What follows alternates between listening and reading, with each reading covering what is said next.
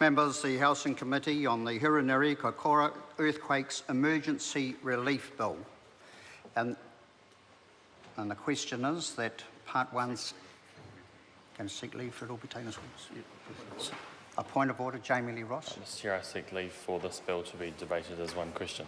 Leave has been sought for all provisions to be taken as one question. Is there any objection to that? There is no objection, so the question then is that parts 1 to 3 and clauses 1 and 2 stand part. The Honourable David Parker. Mr Chairman.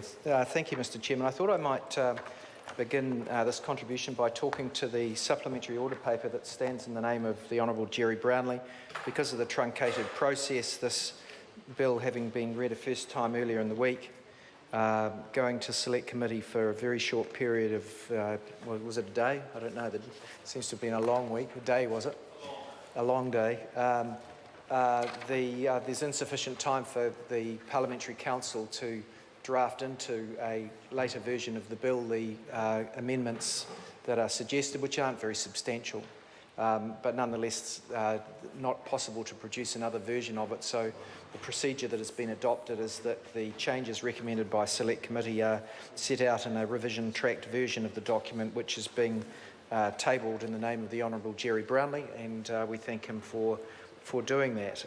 Can I, Sir, thank the officials for their participation and the submitters who at very short notice submitted, and I just want to take a few minutes to bring to the House's attention the recommendations from the Select Committee that are set out in that in the revision track supplementary order paper, and then make reference to an issue which is not an enormous issue, but one issue which I have in respect of my own supplementary order paper, which is a separate document. Sir, the main changes that have been made by this bill, they're threefold. One is that it changes the notice period that councils and owners of public infrastructure have to give notice when they're doing something without a resource consent as an emergency repair, pursuant to section 330 of the RMA and some subsequent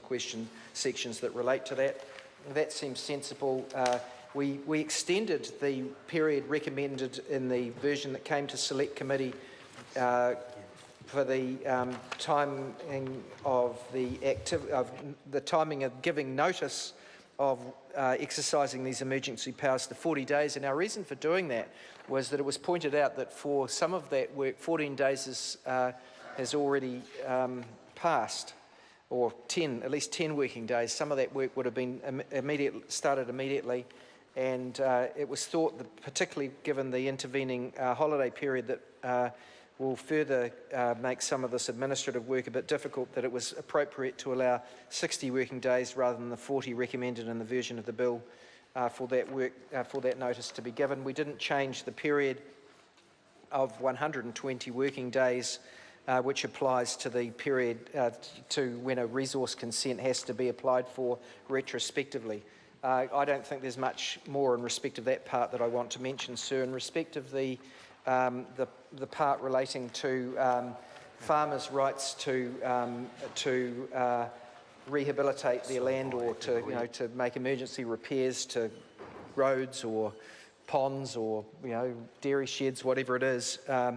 We've recommended that their right to do that be carry on until the 31st of July. I think it was 31st of July 2017. Rather than the 30th of March 2017. That was as a response to Federated Farmers and the Kaikōura District Council, both telling us that some of these practical measures will be needed following rains that won't come till next winter. And so some of the effects of the earthquake, once you get a bit of rain on some of these slopes that are more erosion prone or are partially down, will need to be modified probably after those rains next winter. And so the date they asked for was the 31st of July 2017, and the committee thought that was a reasonable request. Sir, there are two other points that I would make if I have time before I sit down, sir. We did try and make clear in respect of the Kaikōura harbour rehabilitation work that's necessary. The the wording was a little bit, I thought, confusing, and it introduced this new notion of depositing other than dumping when they already had the right to dump, limited to dumping the dredged spoil on the land or the land or foreshore rather than at sea. And so we've cleared that up. They've also got the right to discharge the sort of stuff that is disturbed, Mr. Chairman. Honourable David Parker. The sort of material that is disturbed as they dredge. So, for example, if you were dredging an area or blasting a rock that needs to be removed, some of that minor debris will inevitably be scattered, and that's allowed pursuant to 16(2)(f). And we thought that plus the dumping right was all that was needed, and they didn't need a separate right to deposit. And I think that's a good change, because I didn't really, I thought it was a bit confusing to add that additional part. Sir, in respect, I'm sure others will make other points, and I won't try to cover all of the little changes. I think they're the main ones that I would refer to. The only other point I would make, sir, is there was a discussion at Select Committee as to what happens to enforcement proceedings, and clause 13 of this provision suggests that enforcement proceedings after all of these things happen should only be able to be taken by the relevant local authority. Now, I agree that we should be very permissive for people to do things, but then if having gone too far or having refused to take the steps which are relaxed under this provision but nonetheless necessary eventually, I think that other people other than the council ought to be able to enforce. And indeed we had submissions to that effect. Select Committee members saw that for themselves, but we had similar submissions, I think, from the Legislation Advisory Committee and another submitter, the name I forget, saying that you don't need to do that. So I've got a supplementary order paper that knocks out clause 13 and the related clause 14(3)(b).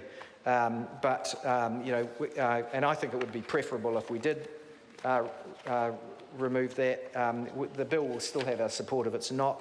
I just think it would be better legislation if that wasn't there. Final thing, sir, in fact I might leave it to one of the others to talk about the notice provisions that we have in respect of where someone's not there when a network utility authority or a council comes along and does something to the land. Thank you, Mr. Chairman. Call Eugenie Sage.